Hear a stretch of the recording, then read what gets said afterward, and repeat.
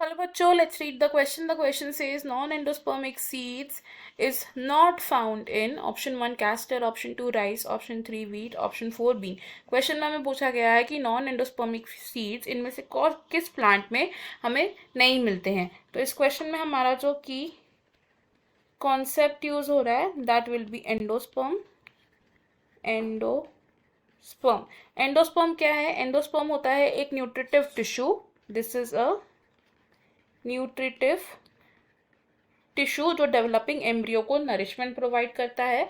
अब कुछ सीड्स ऐसे होते हैं जिनमें कंप्लीट डेवलपमेंट के बाद भी एंडोस्पर्म रिटेन्ड रहता है. It is retained in seeds.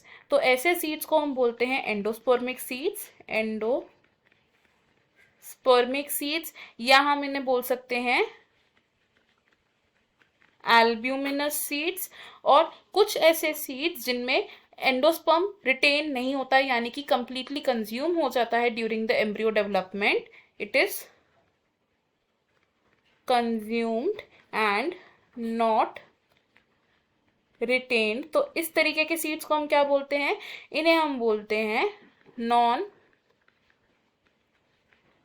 Endospermic seeds या फिर हम इन्हें बोल सकते हैं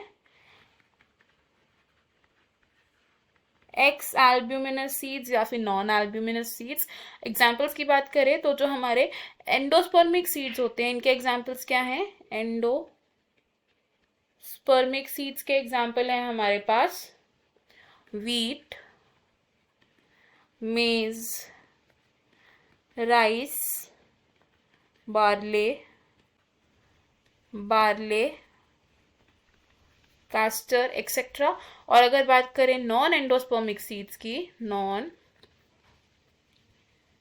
एंडोस्पर्मिक सीड्स की, तो नॉन एंडोस्पर्मिक सीड्स के एग्जाम्पल है हमारे पास पी,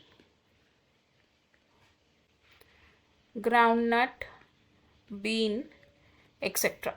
तो हमारे क्वेश्चन में हमसे क्या पूछा गया है कि नॉन एंडोस्पर्मिक सीड्स किसमें नहीं पाए जाते हैं. तो हमें क्या बताना है कि एंडोस्पर्मिक सीड्स कौन कौन से प्लांट्स में पाए जाते हैं इनमें. तो हमारा आंसर क्या हो जाएगा यहाँ पर? Option 1, option 2 and option 3. Because castor, rice और व्हीट इन तीनों में ही नॉन एंडोस्पर्मिक सीड्स नहीं पाए जाएंगे. इनमें पाए जाएंगे एंडोस्पर्मिक सीड्स.